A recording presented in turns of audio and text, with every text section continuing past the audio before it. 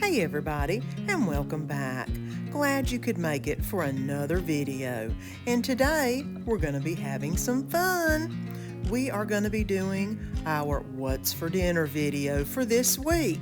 So sit back, relax, and let me give you some dinner ideas to make life a little easier.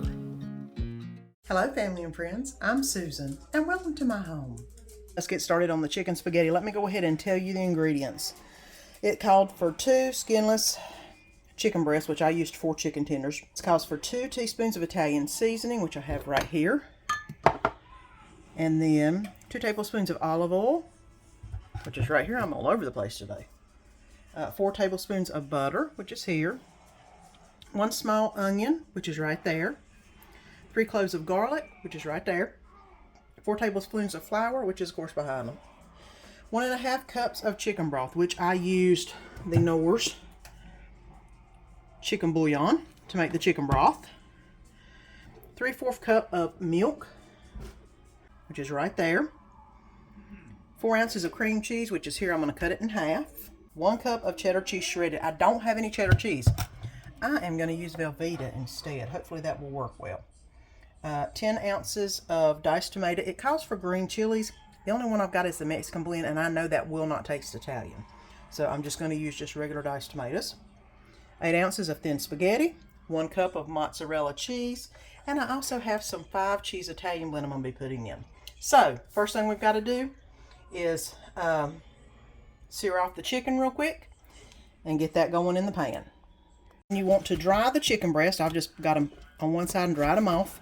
I'm drying them off on the other side. And the first thing we're going to do is just add salt and pepper to it. So I'm just going to salt and pepper them really good.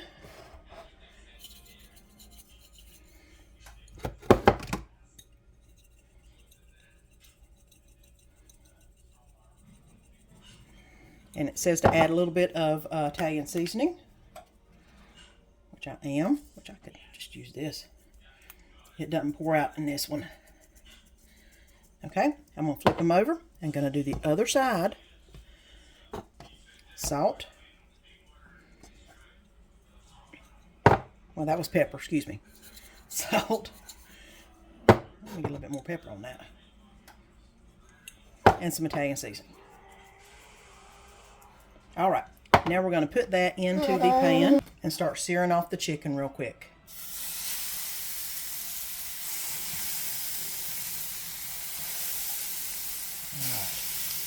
It's time to remove the chicken and set it aside, and then I'm going to actually cut this up in small pieces to put back in.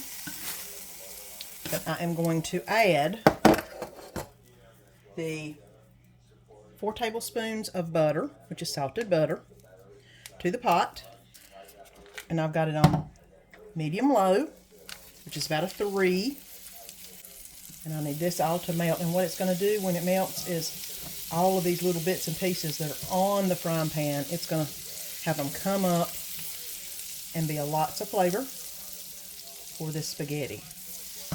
It's taking just a little bit. I probably should have cut it in smaller pieces, but that's okay. Okay, the butter is completely melted. Now I'm going to add in all of the sliced onion to the pan, and I'm going to let it saute. Oh, and the garlic. So let me get the garlic in there. So we've got 3 cloves of garlic, which of course I'm using minced garlic. For 3 cloves, it would be 3 teaspoons, excuse me. 1, 2, 3 teaspoons of garlic. Now we're going to let this saute together for about 1 minute. And then we're going to add some more ingredients in. So I'll come back in about a minute and show you where we're at. Okay, so this is cooked for about a minute. It was actually supposed to be the onions for 4 minutes and then the garlic for about a minute, but I like my onions. That's not a problem. Okay, now I'm going to add the 4 tablespoons of flour. There's 2.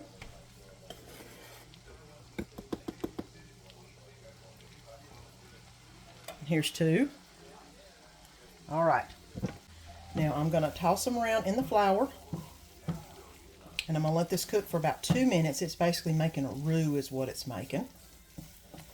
And it'll thicken up.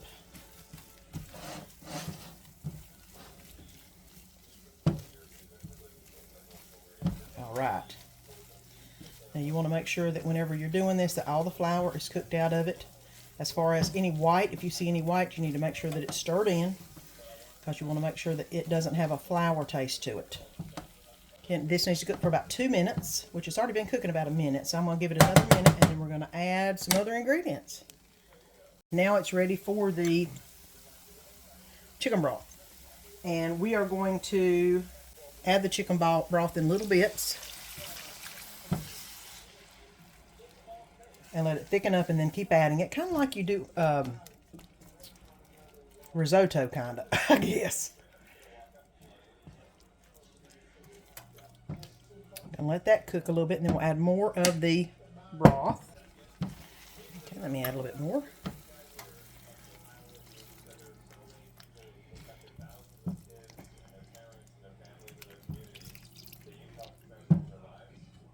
Okay, and I'm going to come back whenever we get all of the chicken broth put in. Now that's looking pretty smooth. I'm going to add the milk a little bit at a time, and then let it cook into the rest of the roux mixture, or the cream mixture, whatever you want to call this. It's looking really good so far. And I'm just basically going to be adding and stopping and adding and stopping. And I'll come back whenever it's time to put the cream cheese in. Okay, now I'm going to add the cream cheese. 4 ounces of cream cheese, and I'm just going to basically tear it apart and put it in there.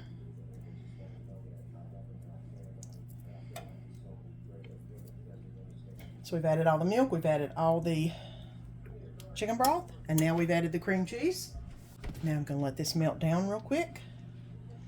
And while this is melting down, I'm actually going to move it to the back burner so I can start getting my water done for my spaghetti noodles. So the noodles are now boiled and ready to be drained.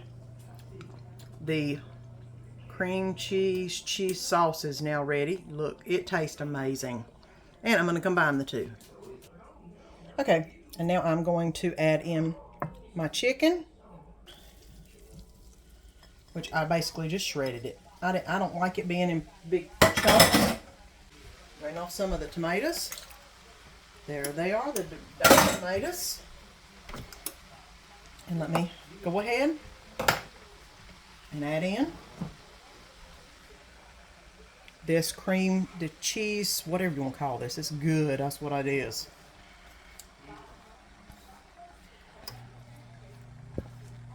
Okay.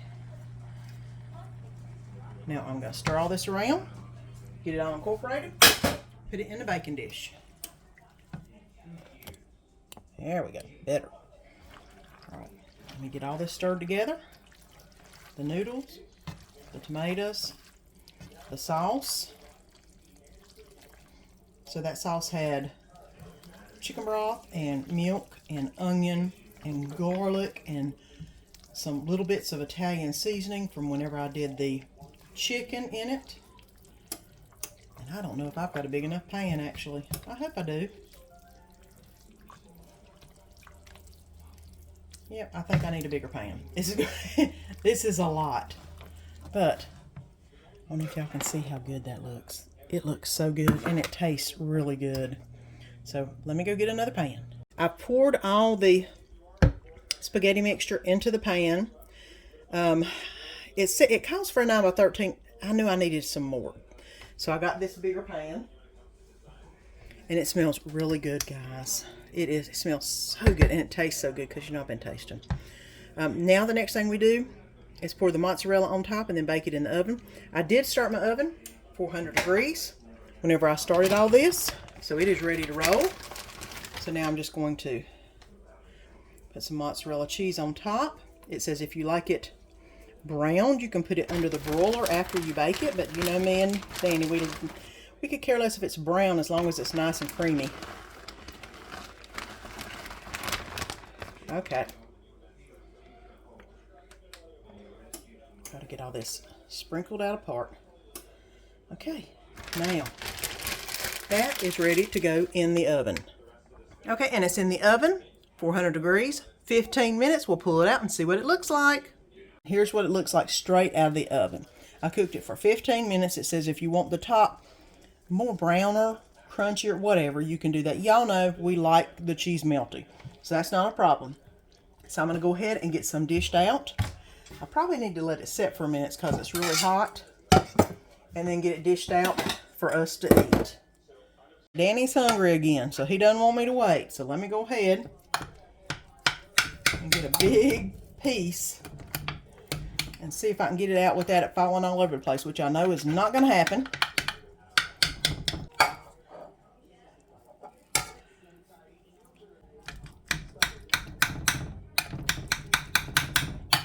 Now, as it cools, you'll be able to get it out a lot easier. But, of course, like I said, Danny's hungry, and he's wanting food. So, I'm getting him a big old plate.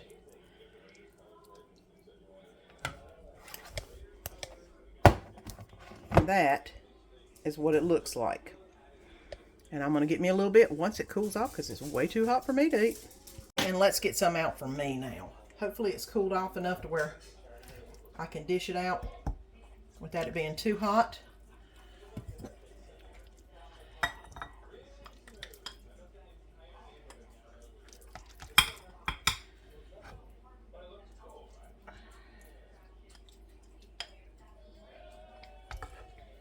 There we go. Now, that is pretty much solidified. Let me see if I can get a bite of this without burning my roof of my mouth to pieces. Oh, it's hot.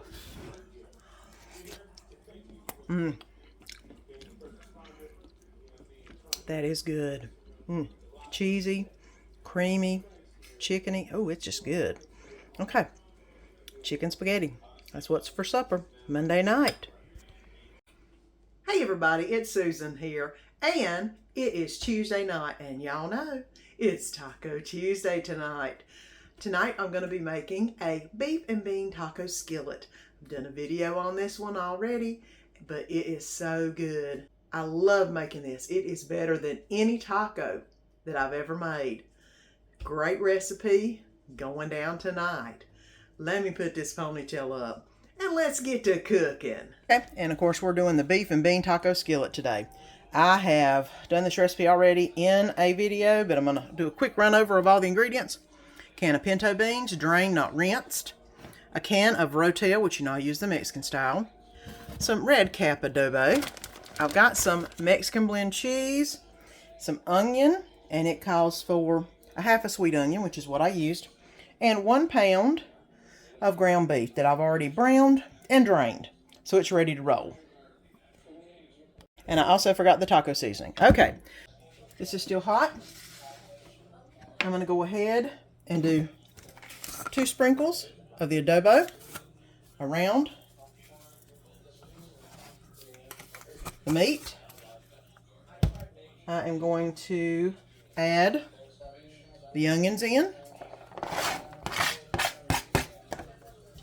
I am going to add the taco seasoning, which is 1 packet, which if you use the big container like I do with taco seasoning, let's see if I can get down there. There you go. Then you need 2 tablespoons of taco seasoning. Let's see if I can get down into it. 1, 2. All right, 2 tablespoons. Now I'm going to also add in the rotel and the pinto beans that are drained, not rinsed. So they do have a little bit of fluid in them, but not much.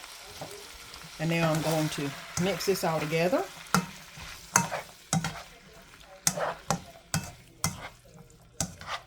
And then I'm going to cover this up, and this is going to cook for about 5 minutes. So it makes a quick eat. Once you brown the hamburger meat, you are good, because this only takes about 5 minutes. I'm going to cover it up, put it on a medium low, and it will create some juices. But make sure everything is nicely stirred in. And I'll come back whenever it's ready to put on the tacos. 5 minutes on medium, and you see how much juice it has made. It has made a lot of juice. So this is ready to go in a taco. You can add a little more adobo if you want to. I think it's probably good as is, because y'all know we're going to spice it up. Okay, let's get it on the tacos. That's a little bit too much, I think.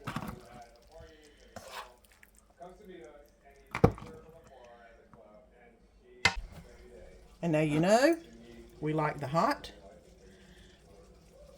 spicy. Take a taco sauce.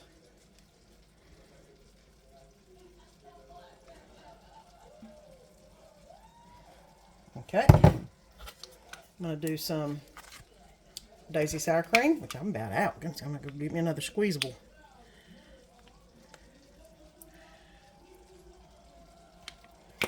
And I actually found a thing of Mexican blend cheese that was already defrosted, so I'm going to go ahead and use that up.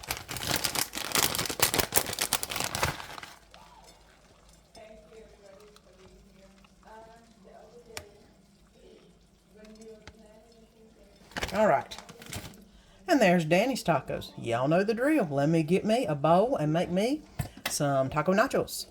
Okay. A little bit of red, a little bit of green, a little bit of taco sauce, a little bit of sour cream on my taco nachos. All right. And Mexican cheese.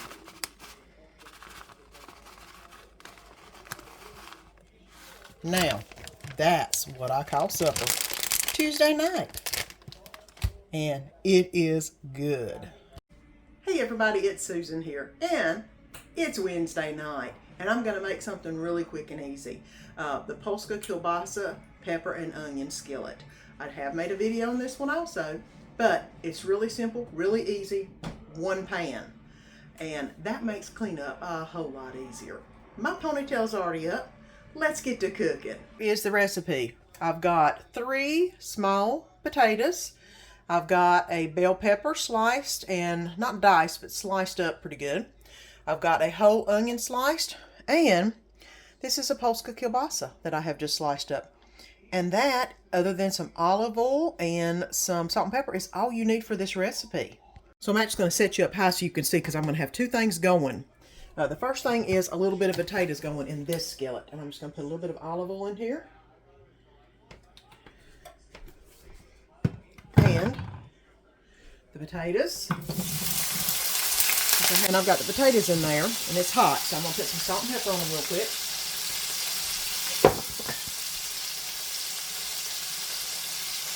And cover them. I just turned them down to medium low, about a 3, because I had it a little too hot. And then this, of course, is also going. And I'm going to put my Polska in this one. I want to sear both sides of the Polska, so I want to make sure that it's down. As you can see me putting it down in the skillet. And this one is on about a 4. So we're going at that right now. And that's all of my Polska in there. And I'm going to go ahead and let that heat up until the Polska's brown. And I'm going to flip my potatoes real quick. And then we'll see where we're at here in a minute. And as you can see, these are starting to get brown on the bottom. I don't know if you can see it. Starting to get brown on the bottom. And that's whenever you know it's time to flip. And I usually just use a fork. But it's easier with 2 forks. I usually just use 2 forks and just flip them over, because you want that brown on each end, because it leaves beautiful brown bits in the pan, and that's what you're going to make. Well, that's going to make it taste really good. So I basically just flip them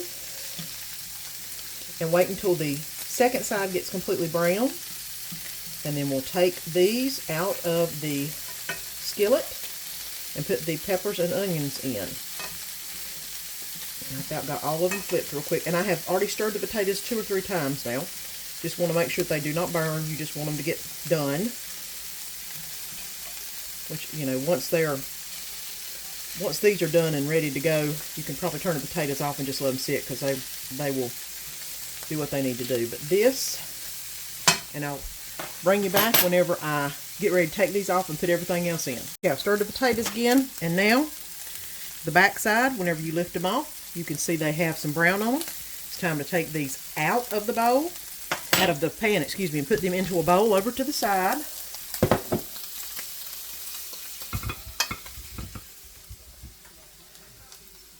And then you see all those beautiful brown bits?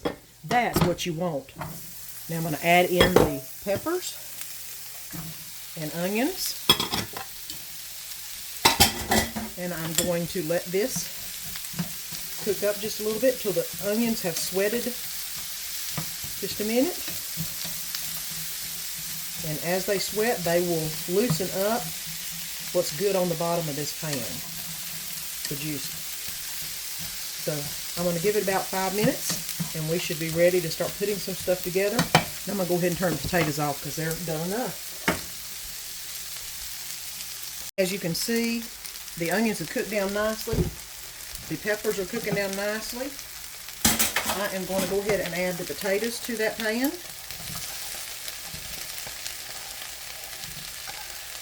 Trying to make sure no grease gets in there because it's better without all the grease. Alright, now the next thing is adding the Polska Kielbasa back in. Make sure all that juice gets in there. And then stirring that all around.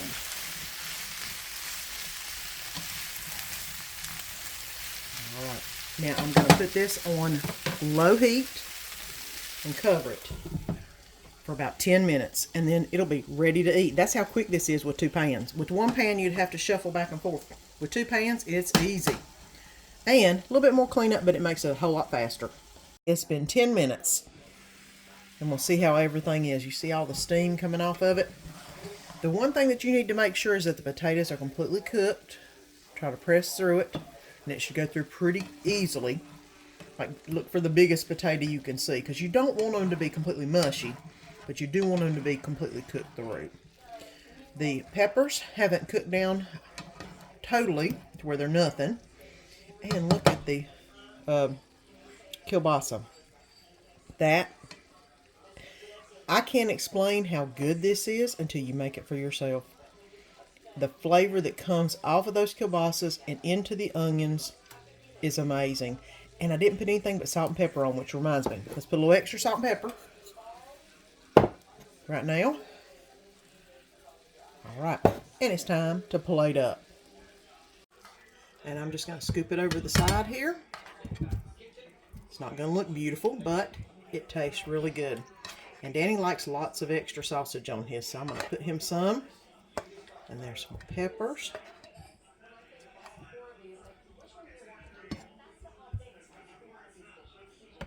Alright.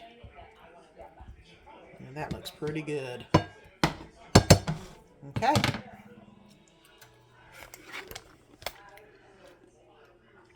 Polska peppers, potatoes, and onions.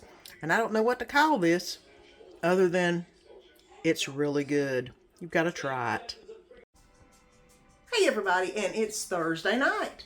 And tonight I'm going to be making some of my Greek chicken breast. They are so good and tasty. And you just grill them on the grill, or you can put them in the oven or fry them up. I've got my little indoor grill I'm going to use to get them all nice and crispy and looking really good. But other than that, my ponytail's up. Let's get to cooking. Okay, and here is my recipe for the grilled Greek chicken breast. And of course that will be listed below along with the actual video that I shot for it. Now let's get ready to put it in marinade. You need to marinate your chicken breast at least 30 minutes before you cook them. That way they get all of this good flavor into them. Alright, so now we've got the chicken breast in the bag. The first thing we need to do is put, and I'm halving the recipe, is put 1/4 cup of olive oil, which is right here. And I'm just using extra light tasting olive oil. So I'm just using 1/4 cup.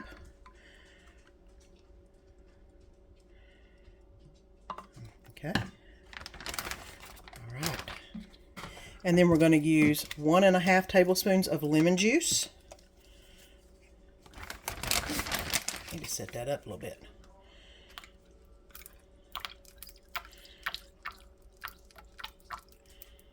There's 1 1/2. Okay, got that. And I'm going to do 1/2 tablespoon of minced garlic. So I'm just going to basically do a heaping teaspoon of minced garlic.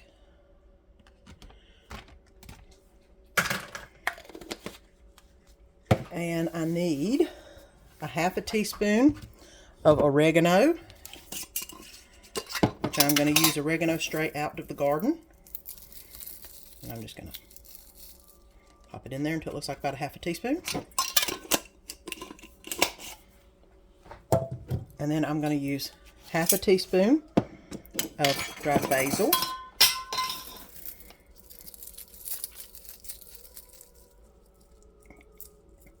That looks about right. That'll do. But he's got to find out what I just dropped. Yeah, you don't want it, trust me. All right. And then I need to do 1/4 teaspoon of, no, 1/2 teaspoon of salt, which this is actually pepper. 1/2 teaspoon of salt, 1/2 teaspoon of pepper. Okay, got that in there. I need dill, 1/4 teaspoon of dill, and I'm using this because I didn't have a whole lot of dill that came out of the garden this year. So this is just so much easier just to put it in the measuring spoon and then pop it in there. I need thyme, which is 1/8 teaspoon of thyme. And here we go. For the 1/8 teaspoon. There we are. All right. Now, we've got everything in there. I'm looking to make sure I hadn't forgot anything, which I think I have not. Get the air out of it. And sit there and mix everything around until you've got little green specks on all the pieces of chicken, because that is the good flavor. And I'm going to sit here and do this for just a minute until it gets mixed around. And then we're going to let it set for 30 minutes. You could let it go for more, at least 30 minutes. I mean, you could put it in and let it go for overnight. But we're going to let it set here for 30 minutes. And then we'll come back and put it on the grill to eat. Okay, I'm going to go ahead and put the chicken tenders in the grill. I've got my rice-a-roni already pretty much made. I don't know if you can hear it sizzling. It is nice and hot, 500 degrees. It ain't going to take long because these chicken tenders are not chicken breasts. And nowadays you get whatever you can afford to get. And chicken tenders was it for us. And there we go. Hey, I'm going to close it up. Give it about 2 or 3 minutes and then flip them because it doesn't need long.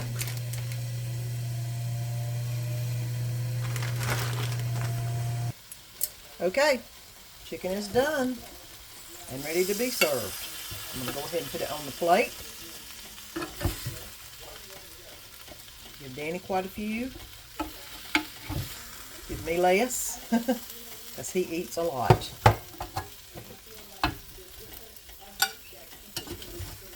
Alright, let's get the rest of it on the plate. Okay, Greek grilled chicken, and I've got some cheesy rice-a-roni. That's what's for supper. Well, that's what's for dinner Thursday night. I hope you've enjoyed this week's What's for Dinner. Lots of good ideas for your weeknight meals. And if you haven't already, please subscribe. We'd love it if you would join our channel's family. Until next time, see you then.